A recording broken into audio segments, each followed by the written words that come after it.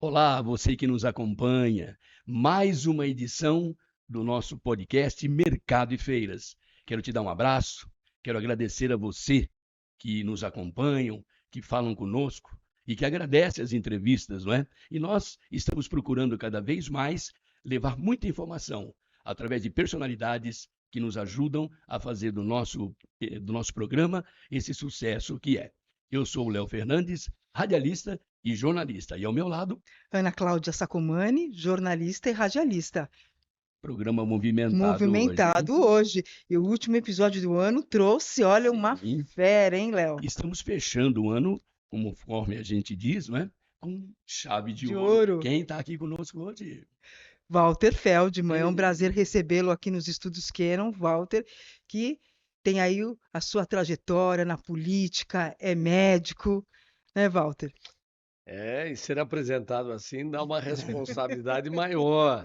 Nós temos que responder aqui nos trinques tudo aquilo que vocês perguntarem. Fique à vontade, pode para a gente falar. perguntar qualquer coisa, até porque depois de uma longa permanência na política, eu aprendi que nada melhor do que a transparência. Mas eu Com quero mexer numa outra certeza. raiz. O senhor, acho que antes de ser político, se formou médico. Eu conto uma passagem que para mim é muito significativa. Eu fui médico para conhecer algo sobre a vida e a morte. Olha que beleza. Eu Olha, fui político para conhecer a essência da sociedade e o poder. Eu fui dirigente de futebol para conhecer as paixões. Vivi meu grande amor. Tive filhos e netos. O que que eu preciso além disso? Eu sou um homem feliz. Só agradecer a só Deus, né? agradecer a Todas as Deus. oportunidades. Médico em qual especialidade? Na verdade, eu fiz a Escola Paulista de Medicina, por sinal, estive agora na comemoração dos 30 anos da Beleza. Universidade Federal de São Paulo, aqui na nossa região, no nosso Sim. bairro, e eu me formei em clínica médica, depois eu fiz especialização em terapia intensiva, depois doenças autoimunes, e atualmente, aos 70 anos, eu comecei uma jornada na área de saúde digital, mais conhecida no mercado como telemedicina. Maravilha, né? Maravilha. É, você estava comentando antes de começarmos aqui o podcast da sua empresa. Fala um pouquinho sobre ela. Eu estou muito animado, porque é a primeira vez, eu fiquei 40 anos na política, 6 anos na CBF, portanto, relações sempre de caráter público ou institucional. E eu, depois de sair da CBF, resolvi conhecer o que que é o setor privado. Sim. O que que é você trabalhar do outro lado do balcão. Eu fui convidado para participar de uma empresa, hoje chamada de Galileu, é talvez uma das mais expressivas instituições de saúde digital do Brasil. Só na cidade de São Paulo já atendemos mais de 1 milhão de pessoas e tem sido, após a pandemia, um instrumento poderoso de qualificação, universalização e acesso à população mais distante do país, às novas tecnologias, tudo feito pelo celular, pelo tablet, pelo computador e que permite, incrivelmente, uma saúde com muita qualidade, com diagnóstico, com terapêutica. Estamos muito animados. É uma empresa que tem um certo reconhecimento já, inclusive, de caráter internacional. Que maravilha. Voltando um pouquinho na área política, em 2003, a Folha de São Paulo garante que o senhor, entre os 513 deputados, foi o único que apresentou as comprovações do uso da verba parlamentar. E que isso depois repercutiu também anos após, e com tantos escândalos, que começou a ser publicado esses gastos na internet do governo federal. Explica pra gente isso. Olha, E essa honestidade, né? eu te agradeço muito essa pergunta, porque para mim essa é uma questão essencial. Eu venho de uma origem política muito comprometida com os movimentos sociais, os movimentos populares. Nós vivemos intensamente a época do regime militar do Brasil. Hum. Então, a minha geração lutou pela liberdade, lutou pela democracia, lutou pela construção de uma sociedade justa e fraterna. Sim, Então, nós compreendimos desde aquela época, década de 70, que a função pública é uma função de servir a sociedade.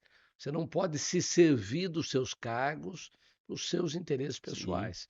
Então, o indivíduo, quando é eleito, ele tem que prestar contas do daquilo que trabalho que está sendo gastou. realizado. Isso significa desde os seus gastos com dinheiro público até aquilo que ele realiza como político, parlamentar, Sim, governante e tal. Quando fui presidente da Assembleia de São Paulo, nós exigimos que os deputados prestassem contas de toda a verba. Foi uma confusão, porque até então isso não acontecia. jamais. E eu dizia: olha, nós temos obrigação, esse dinheiro, se nós não fizermos isso, em pouco tempo nós seremos processados, porque a sociedade caminha cada vez mais por uma transparência. Infelizmente, depois coisas como orçamento secreto, que são inaceitáveis, aconteceram, mas nós já fizemos essa mudança na Assembleia para todos os deputados estaduais e, portanto, houve uma transparência muito grande. No primeiro ano de presidência da Assembleia, eu prestei contas à população do Estado de tudo que nós fizemos. Todos os contratos foram expostos, foram tornados públicos. E aí, quando nós chegamos na Câmara Federal, também havia uma verba especial para a qual não havia muito Necessidade. rigor, na prestação de contas. E aí eu fiz questão, de mostrar que era tarefa do ente público continuar realizando isso em tudo que ele realizava. Só para ter uma ideia também, só para completar, Sim, na presidência da Assembleia nós acabamos com o voto secreto, que ainda existe hoje. sim. Hoje, na legislação do Estado de São Paulo, não tem nenhuma votação que não seja pública. Na mesma época, a Câmara Municipal de São Paulo, era o vereador Zé Eduardo Martins Cardoso, também acabou com o voto secreto, mas isso não tem em Brasília. E não tem na maioria dos estados brasileiros. A gente dizia o seguinte: o voto secreto é da população para se proteger. Mas a hora que ele elege alguém, esse alguém tem que prestar contas do seu Com voto, certeza. por que ele votou, quais foram as razões, para que a população possa cobrar e depois ver se é possível enviá-lo ao parlamento ou ele deve ser rejeitado. Então, eu tenho muito essa visão de transparência, ela é fundamental. Luz, nós temos que Sim. botar luz para que as pessoas saibam tudo o que está acontecendo com o seu representante. Por isso, Ana Cláudia, ele é o que é, né? E com certeza. Agora, é claro, o senhor deve ter tido algum tipo de represária na época, por ser essa pessoa tão honesta e prestadora de contas. Eu Isso houve, diria, Léo, não que sem citar nomes, mas a vida corporativa, ela às vezes se transforma num jogo interno. sim. Ou seja, as pessoas protegem. Eu dizia muito que nós não podíamos ter o sindicato dos deputados ou o Uhum. sindicato dos vereadores. Ou seja, você se encastela e começa a defender os seus interesses. Total. Né?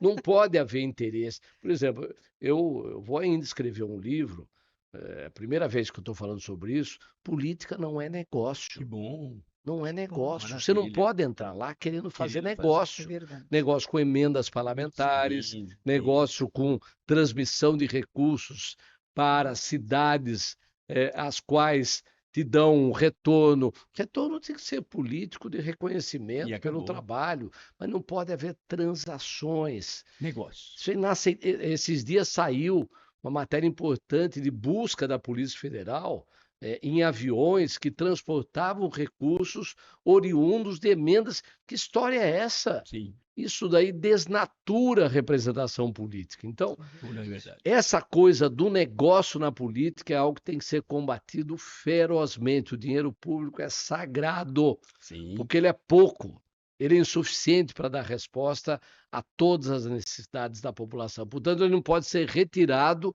para outro objetivo que não seja melhorar a vida das pessoas. E que pena, né? Não sei qual é a visão do senhor.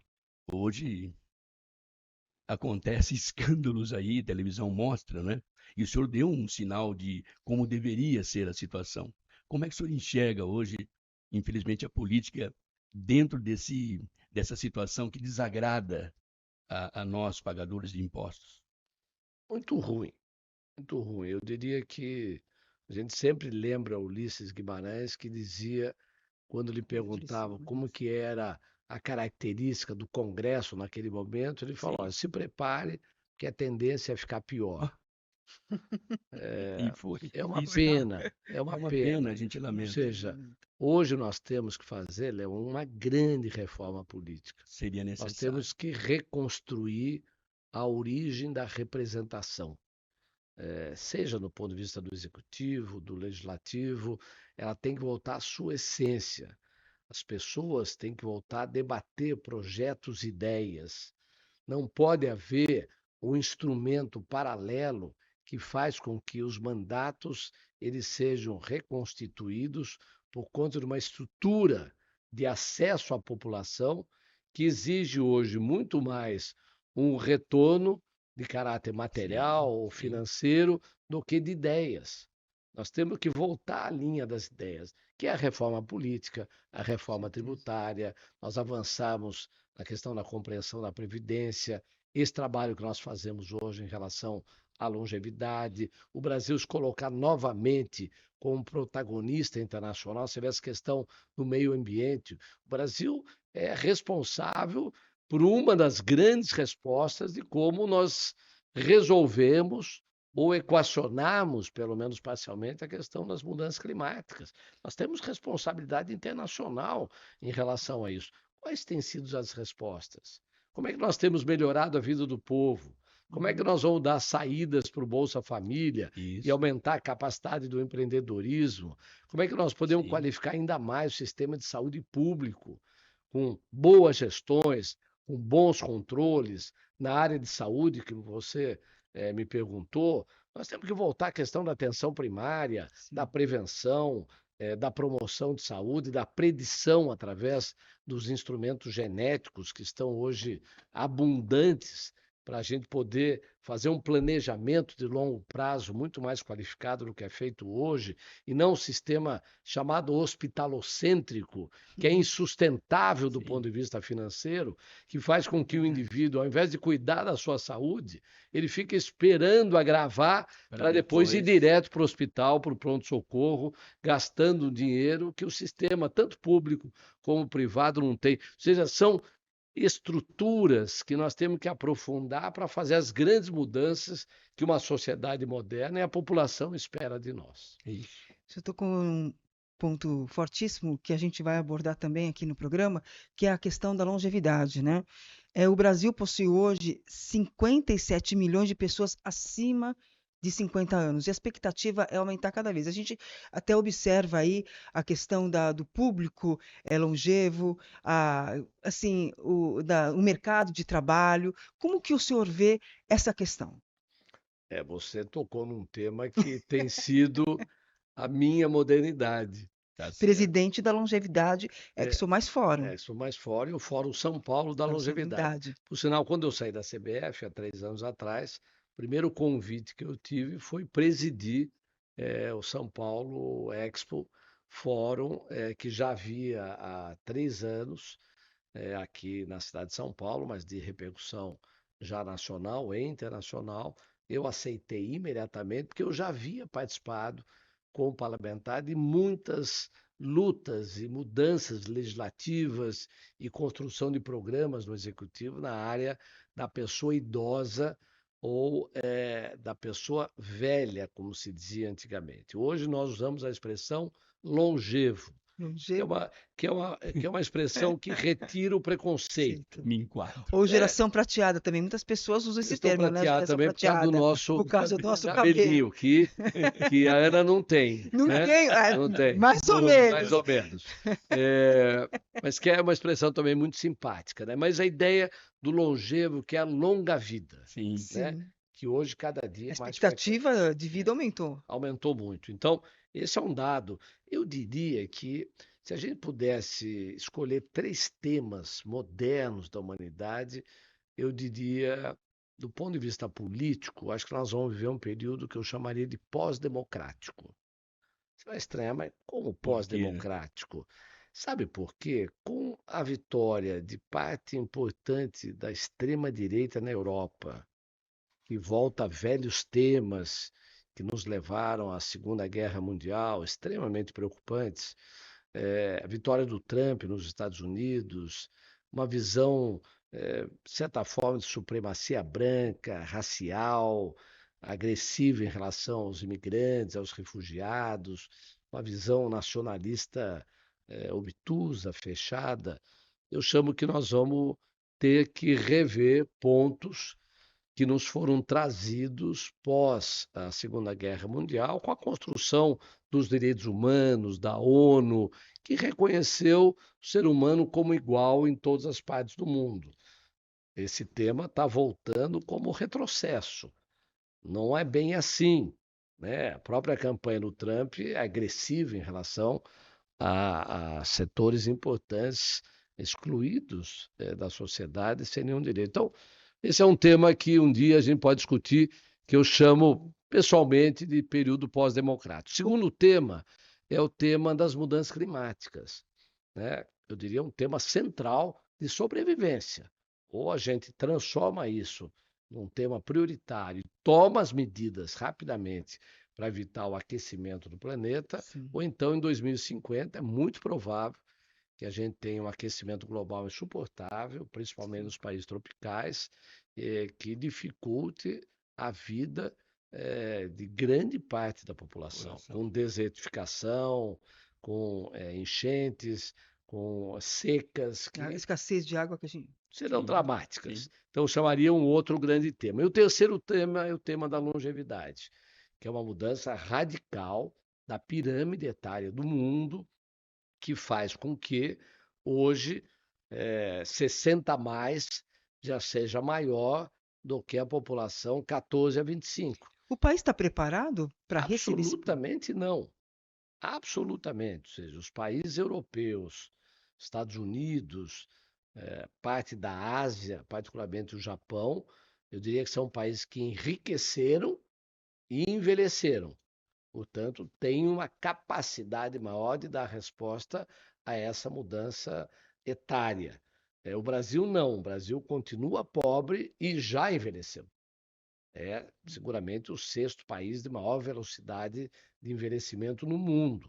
Você deu alguns números aí, 57 milhões acima de 50, mas são Sim, 35 milhões acima de 60. é E verdade. cada vez mais 70, 80 sobrevivendo. Sim. Ou seja, o que nós temos de preparo público, familiar, institucional, preparação das cidades? Quase nada. E planejamento se faz 20, 30 anos antes dos fatos acontecerem. Para nós já aconteceu e nós não temos ainda o planejamento adequado. Bom, na gestão do José Serra, o senhor falou em escrever um livro, né? Em 2005, o senhor teve a oportunidade de lançar um livro para falar das suas experiências em secretarias e afins, né? E o livro, ele é o São Paulo, o Bom Combate da Paz. Por favor, fala para a gente um pouquinho do livro. É um dado interessante, Léo. Eu, na verdade, fui vereador 2 mandatos Sim, aqui em São Paulo. Eu fui deputado estadual e presidente da Assembleia 2 mandatos, 8 anos. Fui deputado federal 3 anos. Mas nos intervalos eu fui secretário de Estado da Casa Civil, do Mário Covas. Depois fui secretário das subprefeituras do Serra. Período muito importante da história de São Paulo. E lá eu aprendi a essência de uma cidade extraordinária como São Paulo. Porque a Secretaria das Subprefeituras é a que cuida da cidade, do dia a dia, da zeladoria, do pavimento, do buraco, da praça, da calçada, da enchente, das áreas de risco, cuida de tudo que são problemas dentro que da. devem ser evitados ou devem ser melhorados. Foi tão extraordinária a experiência, porque eu, na secretaria, tive que comandar 31 subprefeitos que, por orientação do Serra, eram ex-prefeitos. Portanto, trazia uma carga de experiência gigantesca. Você imagina, 31 subprefeitos, era quase um estado Sim, que a gente precisava comandar, cada um com as suas características e cada um cuidando de regiões notadamente diferentes. Você imagina, uma é a Praça da Sé, já o Jardim pensou? Paulista, a Isso. outra é Parelheiros, Eu- é São Miguel, é Campo Limpo. Foi incrível, foi uma experiência, eu diria, mágica, Maravilhosa. extraordinária, e eu achei que deveria reproduzir isso em livro. Fizemos um trabalho de pesquisa mostrando como que a cidade deveria se Seguir. conduzir em todas as áreas. O livro que pra você ter uma ideia, fiz 31 lançamentos, um em cada subprefeitura, com uma presença grande de público das áreas da sociedade civil de cada região, área política. Foi extraordinário. E eu dizia que era o Bom Combate da Paz, foi o nome que nós escolhemos. Primeiro que eu sou muito ligado a essa coisa da cultura de paz. Eu aprendi numa relação que eu construí com o Dalai Lama, estudos que fiz sobre o Gandhi, sobre o Mandela. Eu construí o Conselho da Cultura de Paz aqui do Estado de São Paulo, criei como deputado federal o Conselho Nacional da Cultura de Paz no Congresso Nacional, e eu queria muito utilizar essa palavra da paz aqui, mostrando que mesmo no conflito extraordinário que tem uma cidade como essa, é possível você resolver sem violência, no diálogo, no encontro das ideias, na síntese das diferentes opiniões. Então, foi um trabalho incrível de concertação da cidade. É um livro que vale a pena ler. Ele se esgotou, mas deve ter no sebo aí. E eu recomendo a leitura. O senhor não reeditou? Não Eu não reeditei porque eu diria que nós tivemos uma grande distribuição, mas talvez fosse o momento de pensar novamente. Mas eu vou estimular o atual secretário da subprefeitura a fazer uma revisão, tendo em vista, olha, foram quase 20 anos, né? Sim, 20, foi 2005, agora vai fazer 20 anos. Talvez é uma boa ideia. Vou levar essa ideia para uma revisão daquele livro. E que os homens que ocupam, né, os prefeitos futuros, que leiam, né? Não só...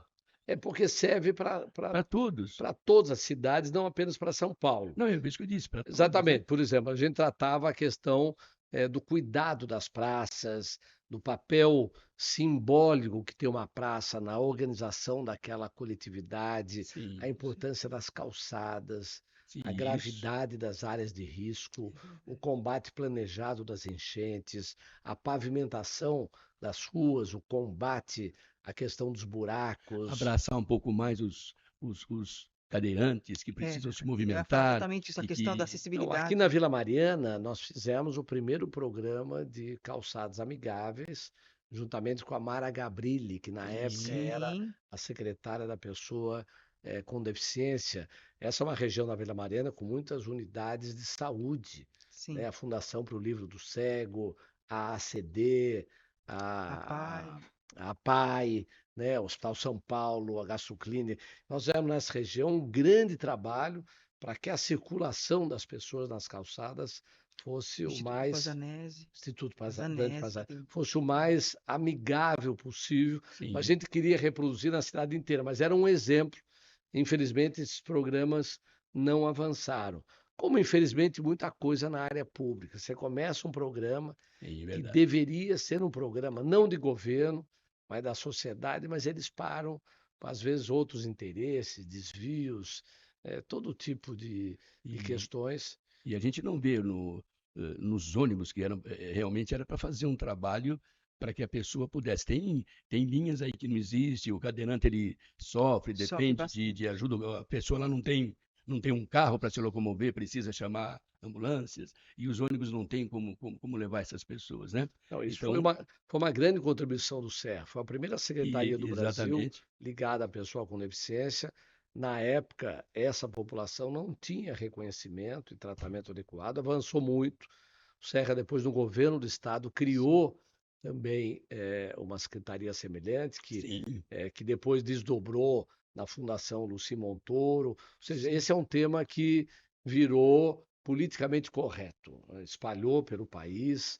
Hoje tem uma consciência pública muito maior, porque essa população, no mínimo, é 11% da população.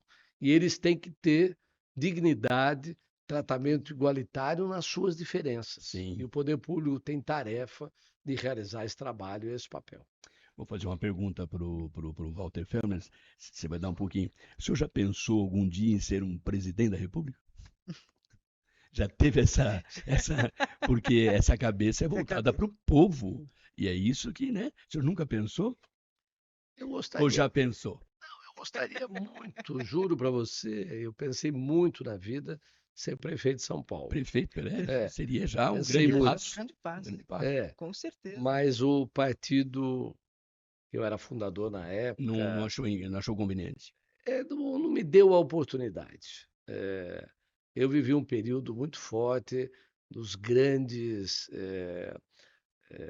portentosos políticos brasileiros e eu fui sempre contemporâneo dessa população. Sou contemporâneo do Fernando Henrique, Não. do Montoro, do Serra, do Alckmin, Nossa. do Mário Só Covas. os nomes. Você imagina, eram os heróis do Os heróis, PSDB, eram os heróis da luta democrática do Brasil. Então, como é que eu ia disputar com eles, né? Sim. Um espaço? Então, eles sempre eram candidato a presidente, candidato a governador, candidato a prefeito, candidato ao Senado, e nunca abria uma oportunidade. Eu fui uma geração próxima, mas anterior, e eu não tive a chance, mas eu adoraria ter sido prefeito de São Paulo. E aí, prefeito de São Paulo, tudo é possível. Sim. Mas eu tenho 70 anos, Não, quem sabe mas ainda. Novo. Tá certo? O Novíssimo. Lula tem 78. Tá né? ainda. Não tem. O prefeito Fuad de Belo Horizonte está eleito com 75 anos. Então, Então, é novo ainda. quem sabe, quem sabe. É que a política mudou muito. Sim, eu sei. Mudou muito. Hoje ela tem fortes características de comando partidário, de uma relação com a sociedade que não me parece a mais adequada. Essa expansão da rede social, muitas vezes irresponsável, com fake news, né? Você vê o advento do Pablo Marçal, Olha, eu ia falar dele para o senhor agora. que é nada do ponto de vista político, né? Ele Verdade. pode ter a atividade dele, mas querer ser prefeito de São Paulo sem nenhuma carga, nem morando em Tem uma São Paulo, experiência, né? Querendo se política, aproveitar do instrumento da rede social para se colocar como eventualidade de comando. Mas você imagina o Marçal prefeito instalado, o que ele faria, né? Como é que ele comandaria a área social, a área de saúde, educação, transporte? Como O se que ele produzir. acumulou de experiência para isso? Então, Sim. é dramático e quase chegou lá.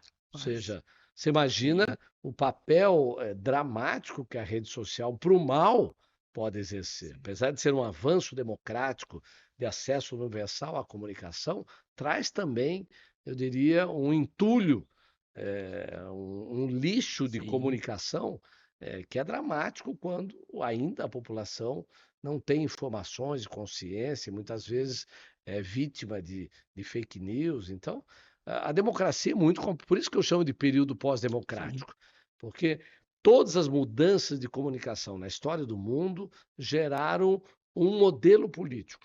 A imprensa trouxe isso com Gutenberg, depois o rádio trouxe mudança, a televisão trouxe mudança, e mudanças que foram se estruturando, aperfeiçoando a democracia, mas a internet trouxe uma mudança tão profunda que ainda não nos adaptamos a esse novo modelo que nós vamos ter que construir para nos proteger de excessos, equívocos e desvios. Bom, para você que está chegando agora, estamos conversando com Walter Feldman. E que maravilha Que de currículo, pessoa, Léo. que currículo, né? Currículo. Tem uns abraços aí que estão reclamando. Tem Vocês não bra- mandam abraço. Tem bastante, viu, Vamos lá, Léo? Olha, manda uns vamos lá. abraços aí. A influenciadora digital, a Núbia Abreu. A gente agradece aí Obrigado, pelo Núbia. carinho. Obrigado, Legal. Núbia. Regina Mesquita, Ela é também a mamãe da Dai Mesquita da Globo. O negócio tá chique aqui, hein? Tá chique, hein? O Joaquim, Ei, Joaquim, um abraço, nosso Joaquim. amigo. A embaixadora, nós também tivemos a oportunidade de estarmos presente na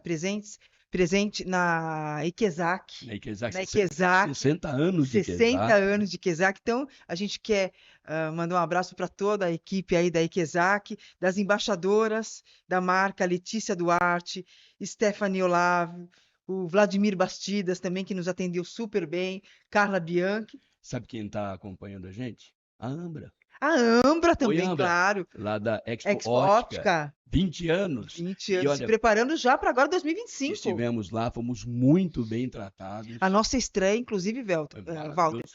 foi com a Ambra Nobre. Olha só. O nosso primeiro programa. Nosso primeiro O programa. PO, O que- PO, O Pel esteve aqui conosco. Quem mais? Você lembra assim de cabeça? o Lucas Neves. Lucas Neto. Pensei que fosse o Lucas Neto. Não, não. Mas ele também Lucas veio. Ele virá um dia. Ele virá um dia. Eu quero falar também para você da oportunidade que você tem dispor aquilo que você fabrica, alguém quer comprar. Então, nós temos o Espaço Canon. E o que é Isso. esse Espaço Canon? Um espaço que você tem no programa para poder estar dividindo com essa imensa população que nos acompanham a conhecer o seu produto, a sua empresa. E como é que a pessoa faz para falar conosco? É difícil falar com a gente? Não, Então, não, como é é que é? muito Explica aí, fácil. explica aí. E hoje com as redes sociais, então, olha, é Tranquilo. muito facinho. Ou enviar um e-mail para o imprensa@mercadofeiras.com.br ou então através do nosso WhatsApp, 11 94749 1278. Sabe quem está assistindo a gente também? Quem? Walter Feld. Pode ser. Ao vivo. Um Sem abraço dúvida. também Aqui com para Valéria, assessora de a imprensa, que Valéria. não Valéria pôde estar Busta, aqui. nos ajudou Nos muito a ajudou estar aqui. muito, Inclusive, ela exatamente. está fora do país, Está né? fora do país, né, Fez um Walter? contato Fez um Ela é contato argentina, conosco. ela tem relações com a Argentina. Ela deve estar lá. Maravilhosa, Ele está hein? lá acompanhando o Milei. Ih, que maravilhosa. legal. Eu mando o nosso abraço, o senhor transmite Grande também. jornalista. E Grande jornalista. ele está aqui hoje graças a ela, né? Graças a ela. Que deu essa oportunidade para nós. Bom, agora vamos falar com o Walter a respeito do assunto que ele foi convidado. Longevidade. Longevidade. Presidente da Presidente, Longevidade imagina. Expo Mais Fórum. Então, como foi para o senhor?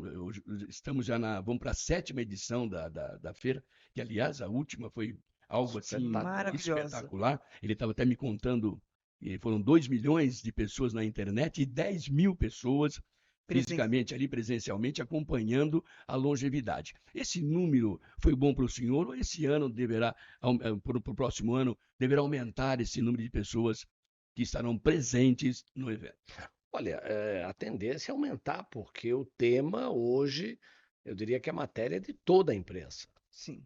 Todos os canais de comunicação, sejam escritos, falados, vistos, tratam isso como um tema central. O Brasil está começando a absorver algo que já vinha consolidado na Europa, Estados Unidos e Japão. O reconhecimento desse fato que é a fonte da juventude. Ou seja, há quanto tempo se fala em pedra filosofal, fonte da juventude, como é que nós vamos ter a vida eterna? Sim. De repente, não é a vida eterna ainda. Quem sabe, sabe? né? Já estão furando os 102, 110, Exatamente. né? Não é ainda, mas é uma extensão inédita. A Organização Mundial de Saúde define como o maior evento da humanidade é a conquista da longevidade ativa e saudável. É muito importante caracterizar isso.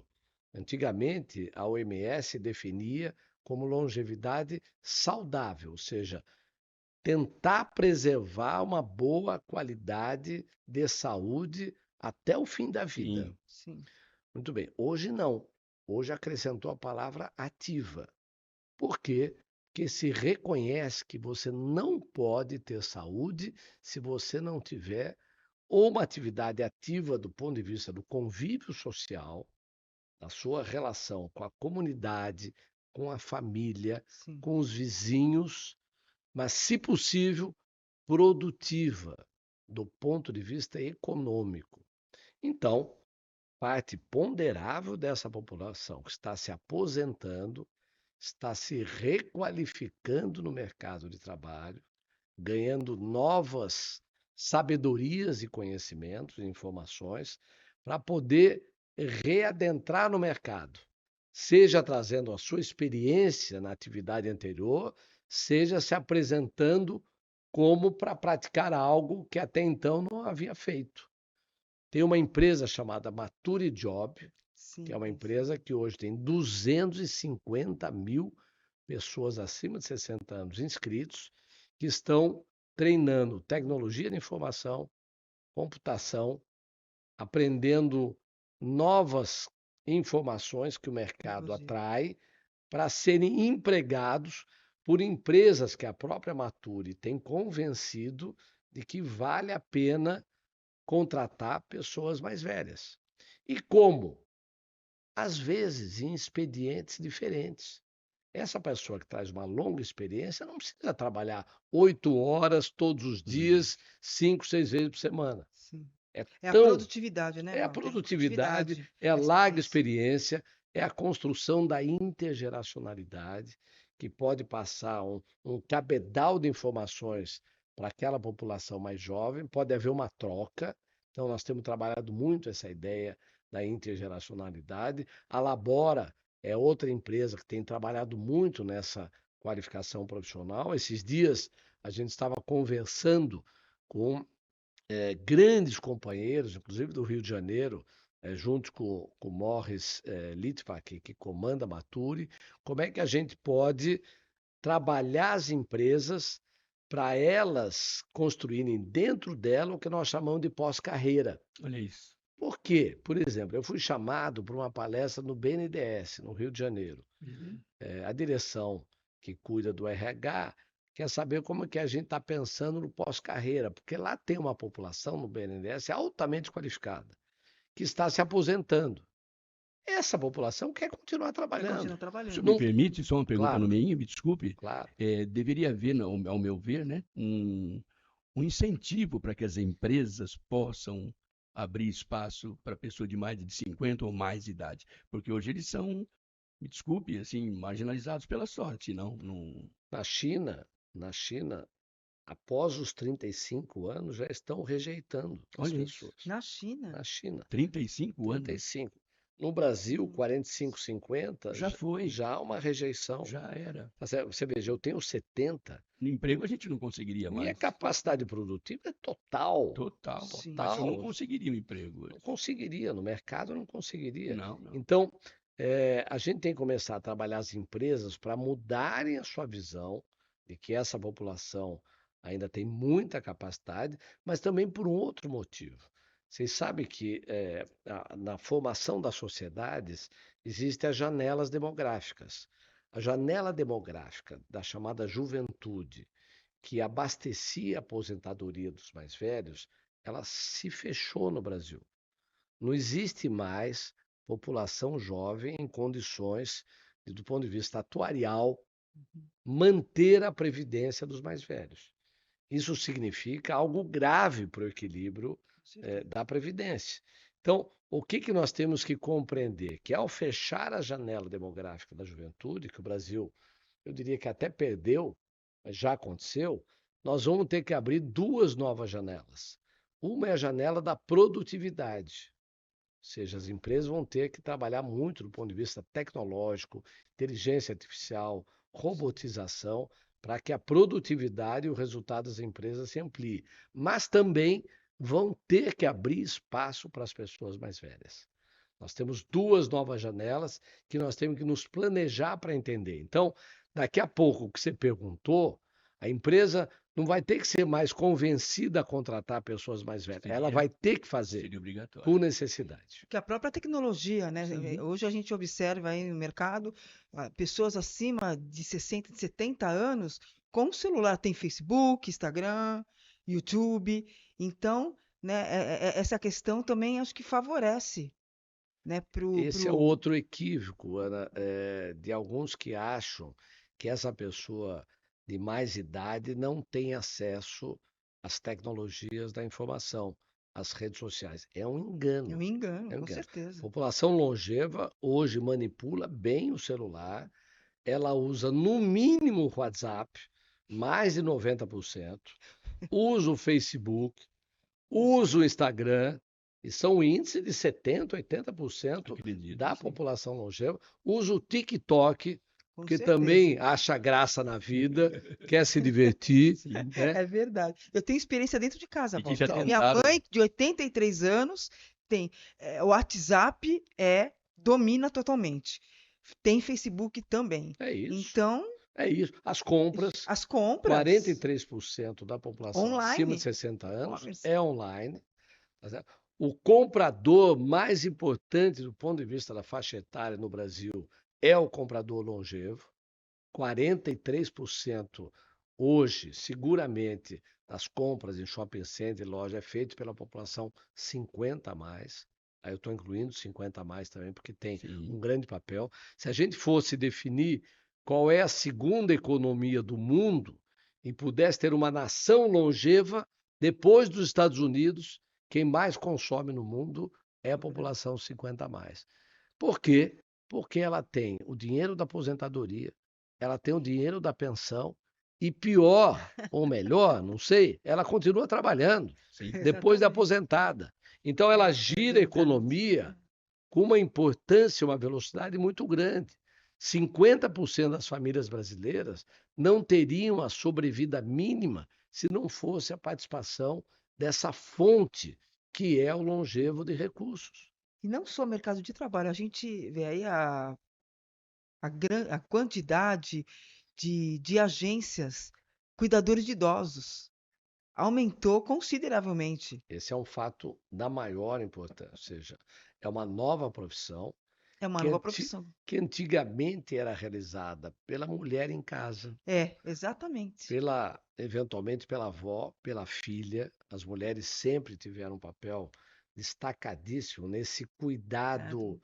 institucional familiar, mas que não tem a capacitação técnica que hoje os cuidadores que estão se preparando, estão se formando, ainda sem a formalização da profissão, que deve passar no Congresso Nacional, que é uma carreira cada vez mais importante, porque nós temos que Importantíssimo. descarregar dos Sim. membros da família essa função, porque não é fácil, porque os membros da família têm que continuar trabalhando para sustentar a família. Sim. Particularmente a mulher, que no passado vivia em casa Casa, hoje não cuidando, acontece hoje mais. ela está na rua. Sim. E ela é Verdade. fundamental para o sustento e pela fonte de financiamento e sobrevivência da família. Então, nós temos cada vez mais qualificar esse profissional Sim. que tem que ter os cuidados anti-queda, os cuidados do asseio, os cuidados da medicação, os cuidados do tratamento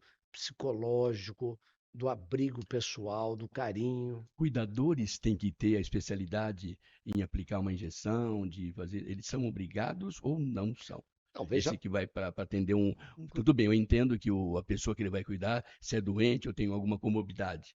Mas se ela é uma pessoa doente e precisa tomar injeções e tal, essa cuidadora, ela está apta. vai com esta então, qualidade aí ela precisa ter uma qualificação profissional na área de enfermagem, né? Ela não e ela tem não poderia. autorização direta. Agora, muita gente de enfermagem está se transformando em Um cuidador. cuidadores, né? Porque está abrindo um mercado muito grande nessa área. Vocês devem estar acompanhando a expansão dos antigos asilos Isso que eu ia se Sim, perguntar transformando em casa de em casa de repouso. repouso. E hoje o e até nome creches, né, oficial Walter? Existem até creches. é que o idoso Seguinte, não gosta muito, né? Mas teoricamente é uma creche do idoso, mas é creche de idoso. a gente chama hoje oficialmente de instituições de longa permanência, aonde tem todos os cuidados, tem todos os tipos, tem todas as qualificações dessas casas, tem excepcionais, excelentes, com toda a estrutura de saúde, Uhum. de alimentação, Sim, nutrição e tal. Tem outras muito mais pobres que não teriam condições, porque o pagamento que o residente oferece não é suficiente. Hoje eu diria que grande parte dessas instituições, na sua grande maioria privada, não tem as condições adequadas para fazer aquilo que a pessoa idosa, já residente, merece e precisa. Vai ter que haver um trabalho de fiscalização, de isso que eu ia perguntar. É acompanhamento, de totalmente. exigências dos próprios profissionais que trabalham lá dentro. Sim, É um mundo novo que está nascendo, a população está crescendo muito, a área da construção civil tem se dedicado a construir sim. novos equipamentos, inclusive, eu diria, estruturas quase de hotéis, de lofts, de flats, de condomínios residenciais. Isso está crescendo muito e deve haver uma grande expansão para o próximo período. O senhor acha que deveria ter um trabalho assim, tipo de um plano de saúde que garantiria do próprio Estado, ou sei lá, enfim, profissionais de qualidade para atender essas pessoas? Eu acho que devia ter um plano que cuidasse disso. Por que eu estou perguntando? Hoje qualquer pessoa está reformando a casa, tem 3, 4 ambientes e é cuidador de idosos. Aí você vê na televisão agressões, batem no idoso, a comida é dada de qualquer forma, não tem uma alimentação específica. Isso não estou generalizando, por favor. Claro. Eu vi alguns casos, a televisão mostra. Como é que é isso? Não deveria ser algo para abrir uma casa de repouso, precisa ser, acho que, documentado, aprovado pela prefeitura, sanitária, Alvará. vigilância, alvará, é o que o senhor acabou de falar. Isso seria fundamental, não é? Porque hoje agências mandam, sem generalizar também, pessoas não qualificadas e que fazem barbaridades com a pessoa que ela cuida. E às vezes a pessoa não estava doente e acaba ficando pelo maltrato. Aí você tem que pôr câmera em casa, você tem que tomar certos cuidados. Como é que o senhor vê isso? Você Seria um levanta, plano de saúde para alguém poderia cobrir isso você para que as leva, pessoas. você levanta várias questões. Primeiro que esse é um fato, eu diria, explosivo e relativamente recente. Sim, Então, muitas casas como essa foram criadas, como eu disse, em todos os níveis, e como ela tem um forte componente de saúde, ela carece de uma fiscalização, de um sim, acompanhamento, de prestação de contas, porque grande parte tem componentes relativos ao tratamento que deve ter uma autorização, um alvará, toda a legislação que é feita pela vigilância sanitária. porque quando é denunciado, eles vão lá e fecham. Exatamente, exatamente. Então, nós vamos que, quando você fala em planejamento, a questão geral da longevidade tem que ser planejada no país. Uhum. Conselho Nacional do Idoso, Conselho Perfeito. Estadual, Conselho Municipal têm cumprido um papel relevante como representantes da sociedade civil em conjunto com o poder público Sim, para cada vez ir dando mais resposta planejada e universal para as questões da longevidade, né? Que inclui as instituições de longa permanência, ainda muito poucas do ponto de vista público, grande parte, como eu disse, privada, mas todos os outros aspectos. Por exemplo, essa questão da calçada é uma questão central, né? Sim. A questão de você preparar o longevo na sua capacitação física para evitar a queda, para manter uma atividade física regular. Você sabe, quando após aos 60 anos, se você não fizer musculação, você vai perdendo definitivamente a força do seu músculo para levantar com seus braços aquilo que é necessário no seu dia a dia e para manter tanto seu equilíbrio como sua capacidade de andar, de deambulação. Então, a atividade física é uma atividade Fundamental. fundamental para você prevenir uma série de efeitos que lá são atrás. dramáticos. Uma queda, eu fui visitar uma parente esses dias, ela tem 73 anos, já teve uma queda em casa E está lá, e é um ela precisa problema. trabalhar com 73 anos, tá certo? Então, cuidados arquitetônicos nas casas, as orientações nas ruas, calçadas acessíveis, certo? Equipamentos públicos. Quantos equipamentos públicos você só sobe por escadas? É. Às vezes, como é que você vai numa cadeira de rodas subir uma escada? Ou Não, seja, tem que haver uma transformação global no sistema que inclui a questão dos deficientes, mas inclui também a questão do longevo, que precisa ter todo um planejamento. Então, quando a gente fala das casas de repouso, das instituições de longa permanência, elas têm que estar dentro de um planejamento geral de recepção dessa nova população para a qual o Brasil ainda não está preparado. Se São Paulo tem muita deficiência, imagina. imagina o resto do Brasil, né? E tem muita gente contra toda hora, problemas de todo tipo. O foco da longevidade, quando ela foi fundada, qual a principal característica desta feira? Bom, primeiro, ela foi criada em 2019, Sim, foi trazida pelo Francisco Santos e pela Valesca Santos, tendo como também um grande participante o Jorge de Souza. É um trio que vocês conhecem, vocês são mercados e feiras, é um trio que trabalhou muito na área de mercados e bastante, feiras, 50 Bastante. anos. bastante. Então, Coro Moda, Hospitalar, Raia Brasil, ou Beauty seja, Fair, Beauty Não, a Beauty Fair Fair. não. A Beauty Fair Beauty Fair não, não, não, não. A não Beauty entra. Fair é Ah, não, não, Não, não mas vai Quetzak. entrar depois naquele. veio a Perdão, Beauty perdão. Fair Depois veio baseada Sim, a Hair nisso, Brasil, é isso. que o grande amigo Ikezaki, meu Sim, amigo Isso. da comunidade japonesa, que recentemente morreu. é verdade. É, mas eu diria esse mundo de feiras, esse mercado incrível que é uma atividade de serviço de grande importância, particularmente em São Paulo, que é um captador de feiras nacionais e internacionais, que a gente tem enorme respeito. Mas eles trouxeram essa experiência e aí eles venderam a Hospitalar para um grupo internacional inglês, que é a Informa, que reconheceu como a maior feira dessa área na América Latina. E aí o Francisco, que é um pesquisador permanente de internet, falou: puxa vida, a questão da longevidade está explodindo no mundo. Eu vou trazer essa experiência para o Brasil. 2019, de maneira, eu diria, grandiosa, lançaram a sua primeira edição aqui no Center Norte. Foi um grande sucesso. 2021, 2 anos da pandemia, foi totalmente virtual.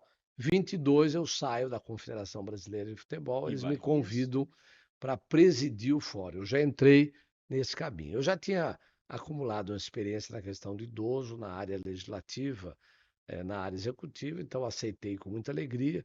E eles me convidaram, primeiro, porque eu sou de São Paulo, segundo, sou médico, e terceiro, eu tinha trabalhado como parlamentar nessas relações institucionais. E adorei a proposta, me envolvi, 22, 23, 24, a gente foi crescendo a característica da feira. E o que que ela traz, que é a sua pergunta? Ela traz estandes, onde são apresentados produtos e serviços para essa população em todas as áreas, a área de lazer, entretenimento, cultura, esporte, viagem, turismo, muito saúde, muito atividade física, equipamentos, fraldas, tudo Sim.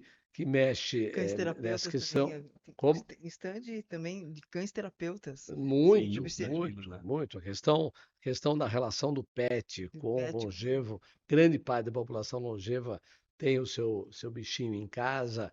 A gente acha que é um tema que é explosivo também no Brasil e no mundo, a presença dos pets na vida das famílias. É, então, todos esses temas nós trouxemos através de stands, onde esses produtos e serviços são expostos, e a área de conteúdo, que é o fórum, né? Que inicialmente eram 100 painéis, 200 especialistas, todos esses temas que eu falei aqui, com auditórios, até que nesse ano a gente mudou um pouco o formato.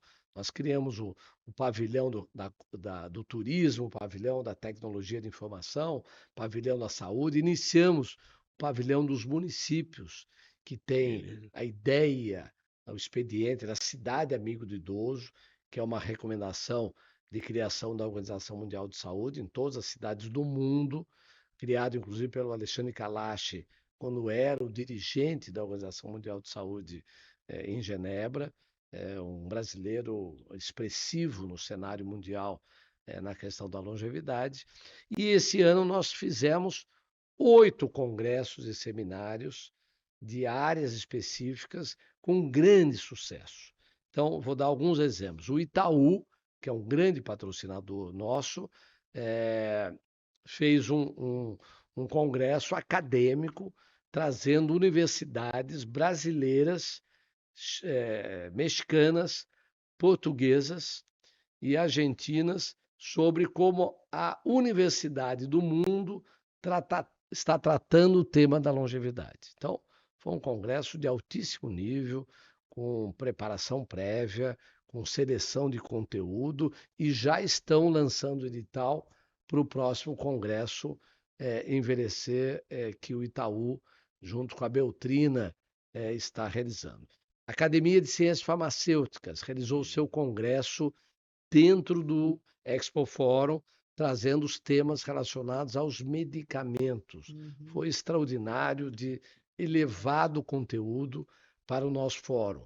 O COFITO, que é a CREFITO, que é o Conselho Regional de Fisioterapia, Conselho Regional de Educação Física, são áreas importantíssimas na questão do longevo. Um congresso que é feito sempre aqui em São Paulo pela Câmara Municipal, que é um congresso do envelhecimento saudável. As câmaras municipais, União de Vereadores do Estado de São Paulo, juntamente com a Associação Paulista dos Municípios, Agência Nacional de Saúde Suplementar, que comanda os planos de saúde no Brasil, 35 milhões de usuários, fez o seu primeiro congresso, seminário sobre o papel da longevidade dentro dos planos de saúde. Ou seja, eu ficaria aqui mais 2 programas dizendo tudo o que aconteceu e que você falou foi gigantesco, com grande repercussão. Nós queremos muito que o ano de 2025 seja a consolidação definitiva dessa iniciativa. O que o senhor falaria para as pessoas como a gente, assim, mais de 60, o condor? Tem dor em todo lugar. O que é que o senhor recomenda para essa pessoa que está nos acompanhando agora? O senhor falou de exercícios. O músculo tem inteligência, não é isso? Muita. O que o senhor falaria para essa pessoa agora que com certeza quer ouvir uma palavra do senhor? Eu falaria 6 recomendações. Opa, atenção aí, hein? Atenção. Se não tem memória, anota. Pode marcar. Pode anotar. 6 recomendações. Eu diria o seguinte: se nós seguirmos as 6, a possibilidade de termos um envelhecimento ativo e saudável é Isso. muito grande. Muito grande. Primeira e incrivelmente mais importante, a atividade física Anotou? regular. Atividade física distribuída em 3 componentes. O primeiro deles, aeróbica. Esporte, Sim. se puder, correr, se puder, pedalar, se puder, mas se não, andar. Andar 3, 4, 5 vezes por semana, se puder, todos os dias. Andar, simplesmente. Passeie, escolha locais que você tenha um acesso fácil, uma boa calçada, ou mesmo numa academia, numa esteira, mas não deixe de praticar atividade física. Nesse item que o senhor falou, eu faço uma pergunta, se é mito ou verdade. Uns dizem que de manhã é melhor, outros falam que é à noite para fazer exercício e tal. Isso é mito? Eu diria que é mais ou menos, é meio indiferente, mas não se recomenda fazer muita atividade física à noite, porque ela prejudica o sono. Então, quando o sol desaparece, isso já vem das cavernas. Sim. Quando desaparece o sol e começa a escurecer, é uma informação saudável e natural de que está na hora de você abaixar o facho. Antigamente escurecia, as pessoas iam e dormiam. Boa. Desculpa. Não, mas é isso. Boa, boa. Você sabe por que mudou? Não. Por causa da luz. Inventaram a luz que querem transformar a noite em dia. Disso, né? Tá certo? Isso prejudica o sono. Então, menos atividades à noite. Vai entrando em paz, vai entrando em repouso, porque o sono vem leve. Então, retomando, atividade física durante o dia. Se puder um pouquinho de sol, é muito bom. Vitamina D? Vitamina D.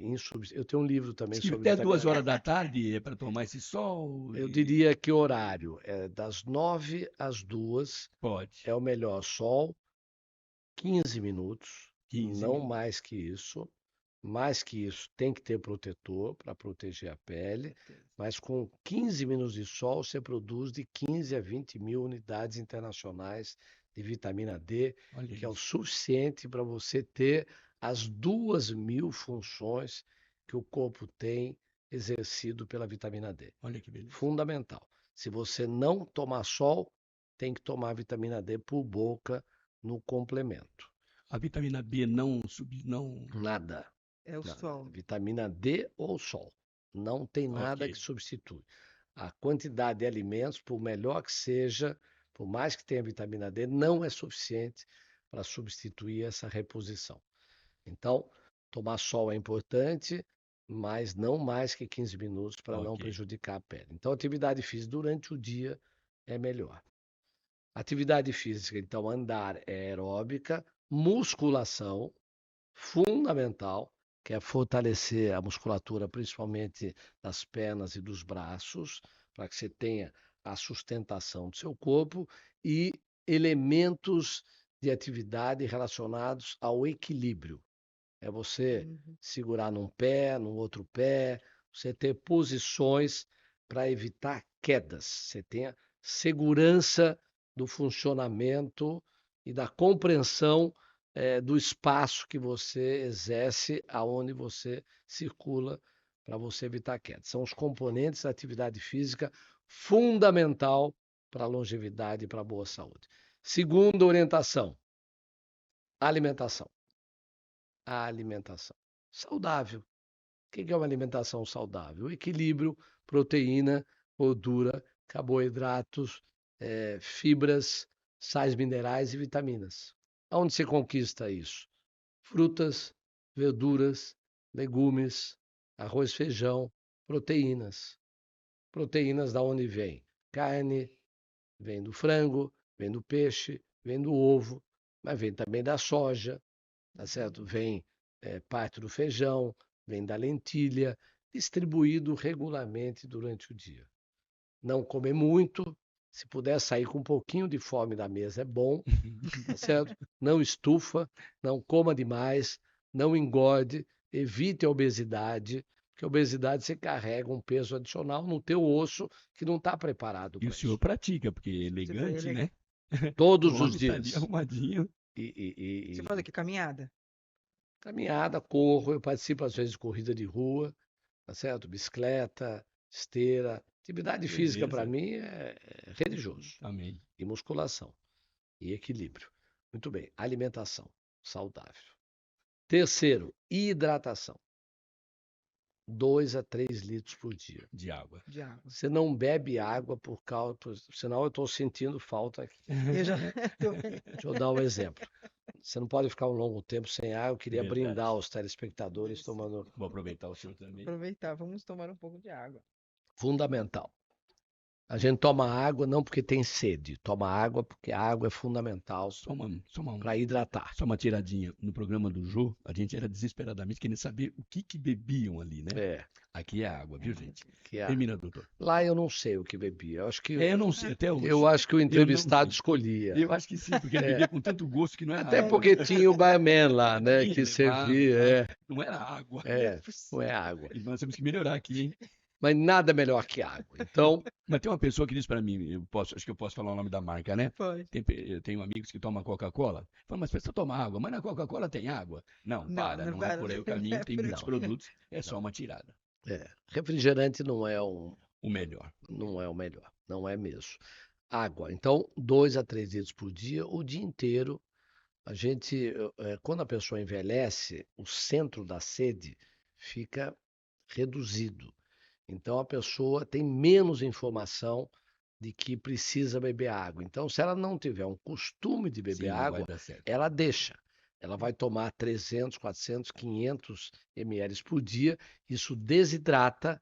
É uma das mais frequentes causas de queda, de desmaio, de coma na pessoa idosa é desidratação. Então, esse é um Ok. fato da maior importância. Beba água o dia inteiro. Já falei 3, né? 3. Vamos lá. Quarto, sono. Dormir. Quantas horas? 8. No mínimo 7, mas o ideal são 8 horas por dia. Aquela ideia de que pode dormir 4, 5, que o velho Não é verdade. acorda de O madrugada. carnezinho vem lá na frente. Não é. Vem na frente. Vem lá Vem na na frente. Porque é no sono que estabelece o maior trabalho do ser humano. Não é quando está acordado, é quando dorme. É lá que ele refaz toda a memória, que ele limpa a sujeira, que ele estabelece as conexões, que os neurônios se conectam, que ele guarda tudo que é fundamental para o começo do novo dia.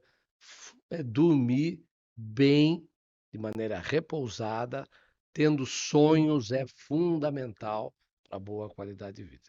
Então, se puder evitar o remédio, por isso que eu disse da caverna. Ou seja, você não tem um bom sono se você não se preparar. Se você, por exemplo, beber muito à noite, tomar café, beber muito líquido, comer muito, tiver muita iluminação, ficar no celular, você não adormece Esse é o grande erro, né, corretamente. Walter? Os celulares. É isso daí. Não pode levar para casa. Celular tem uma luz que diz que é dia.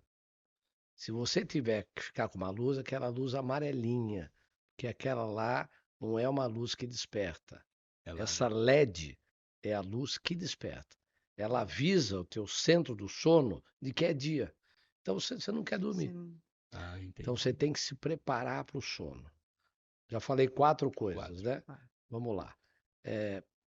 Propósito, objetivo, continuidade de alguma coisa que te encanta. Essa é a vida produtiva. Que Nunca pode fica ser parado. produtiva laboral, ou você ajudar uma instituição, ou você ter jardinagem que você gosta, ou você estudar um novo curso. Hoje a USP tem 8.000 vagas para fazer o curso que você quiser, de graça, presencial, ao lado dos jovens que prestaram vestibular. E você não tem que prestar vestibular. Eu ia perguntar, não Absolutamente gratuito. Não sabia. Lista de Não inscrição. sabia. Vai lá e faz isso. E hoje tem cursos em todos os lugares. O SESC faz, o Senai faz, internet, EAD. Eu, por exemplo, por conta da minha atividade na saúde digital, eu estou reaprendendo com muito empenho o espanhol. Eu usei muito espanhol no futebol porque eu articulava a Sim. Conmebol. São os países aqui da América Latina que Sim. mais falam espanhol. Só nós falamos português. Então, eu falei muito na época. Mas agora eu estou retomando, porque nós estamos tendo que fazer apresentações da saúde digital para o Chile, para a Costa Rica, para o México, e tem que ser espanhol. Nós temos mais facilidade de falar o espanhol do que eles falarem o português.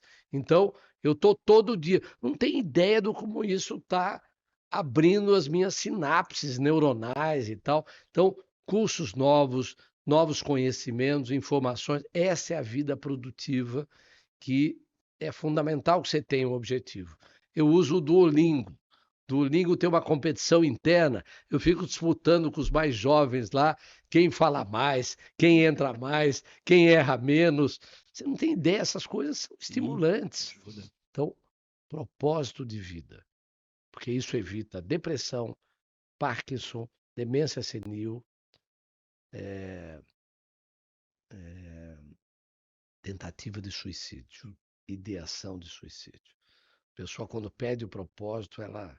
Às vezes é cuidar do teu cachorrinho, às vezes é cuidar dos netos, às vezes é dar uma atenção ao vizinho, é alguma preocupação que mostra que você é um ser humano que tem vida, que tem compaixão, que tem solidariedade e que está se autoajudando também. Então, falei 5, Sim, propósito de vida. E o 6º é o convívio. Hoje a gente sabe muito bem que se você tiver relações familiares, relações de vizinhança, de comunidade, relações no trabalho, Você tem uma vida você melhor. alguns acham que é um dos mais importantes no combate aos processos neurodegenerativos. Então, 6 recomendações, faça isso que você será, além de ativo e saudável, avisado, hein? um longevo feliz. Está avisado a você. Walter Feldman, que tristeza. Que tristeza, está terminando Ficaria o aqui programa. com ele um ano e teríamos Mas o assunto. Walter vai voltar. Eu tenho fé nisso, já Vai avisa voltar. lá, já A diz a Valéria. assessora que ele vai voltar. Eu quero aqui agradecer do fundo do meu coração, foi maravilhosa a sua participação, o que agregou para nós, quanta coisa boa você falou, e quanto você é a conteúdo prova de interessante. tudo que falou, né? Tá um meninão de 70 anos, Não, parabéns, né? eu ando de tênis, eu vou com um terno Sim, de tênis sim, que me estimula a andar. beleza. Eu ando de metrô, de ônibus, Maravilha. transporte coletivo. Fica mais barato. E também. quando um jovem quer me dar cadeira, eu falo que eu já fiz atividade física hoje, você já fez? Então estou melhor preparado para ficar de pé do que você, pô. E a responsabilidade de Walter Feldman é tão grande que a entrevista era às 11, pediu meia hora a mais em função do trânsito para chegar no horário. E com o senhor nós ficaríamos aqui a vida inteira. Eu quero te agradecer do fundo do coração. Eu acho que você também, né? Também, Walter, você, toda a sua equipe, assessoria de imprensa, também o pessoal lá da Longevidade, que foram momentos também incríveis lá na feira. E a sua presença aqui, que foi fundamental para o nosso programa. E convidados para 2025, já está praticamente tem fechado. Já tem a data? 26, 27, 28.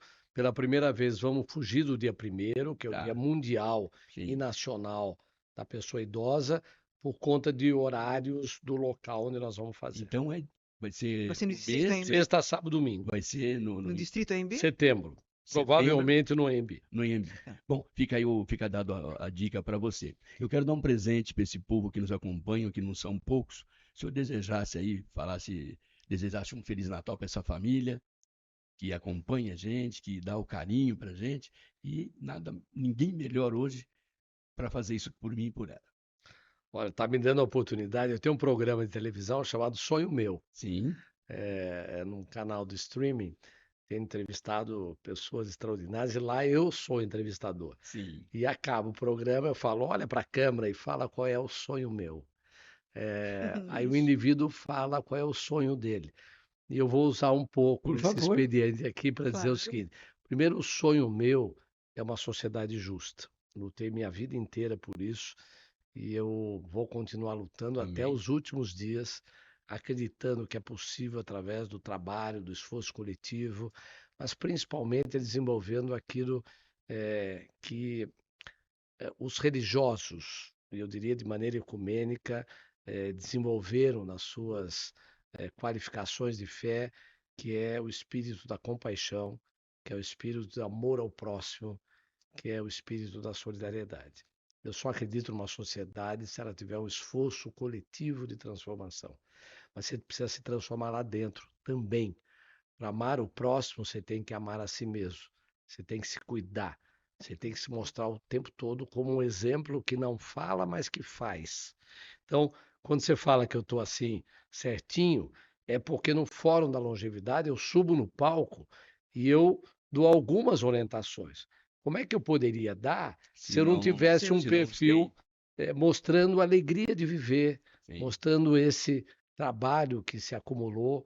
Então, meu sonho é que isso tudo continue. Eu sonho com um país feliz, uma sociedade com menos desigualdade social, com os longevos sendo cada vez mais reconhecidos como arquivos vivos e ainda próprios para poder transmitir a experiência que eles acumularam e continuar fazendo. Amém. E que 25 seja um ano maravilhoso, com fortíssimo combate às mudanças climáticas, e a gente respeite as crianças e os jovens que tanto merecem o acompanhamento para terem uma vida e um futuro melhor até do que aquele que nós tivemos. Então, grande 25 para todo mundo. Nós é que agradecemos, e você que está aí nos dando esse carinho, sinta-se abraçado por uma sumidade, essa pessoa incrível, que com certeza vai mudar a vida de muitas pessoas. Essa história de que idoso vira bebê é mentira, viu? Não acredita nisso, não. Ele tem mais que se fazer valer através de boas maneiras, boa alimentação e exercícios. Eu te desejo um Feliz Natal, um ano de muita paz, muita luta, muito trabalho. E o mercado de feiras para 25, quantas feiras já estão programadas? Olha, pelo menos 10 Já estão programadas programadas, para o ano que vem. mas E nós pretendemos, junto com a nossa diretoria, com esse pessoal maravilhoso aqui da Canon, melhorar e aumentar a nossa periodicidade em programação. Deu muito certo, a gente está muito a gente feliz. agradece todo o pessoal Foi da um Canon. grande presente Foi um que grande nós presente nosso para ganhamos 2024. pela nossa luta e nosso trabalho. Obrigado a toda a equipe. Você lembra o nome de todos? Senão eu vou falhar aqui, hein? Francisco, Gustavo, Andréia, Léo. Eu não sei se faltou. Graziela, enfim, todos vocês. Para você, Ana Cláudia, um Feliz Natal. Obrigado por tamanho trabalho que você fez para que a gente chegasse aqui também e a qualidade que você traz para o nosso programa para levar muita informação positiva para a família brasileira. nós, Léo. E também quero desejar aí um Feliz Natal e um próspero 2025 com muitas alegrias, realizações e, claro, muita saúde. Leva com você, Walter, o nosso carinho, a nossa dedicação e vamos continuar acompanhando você para o ano que vem fazer muito mais perguntas. Fica com Deus, obrigado a você pelo carinho e até 25, se Deus quiser, com muitas novidades aqui no podcast Mercado e Feiras. Um abraço, São Paulo, um abraço, Brasil.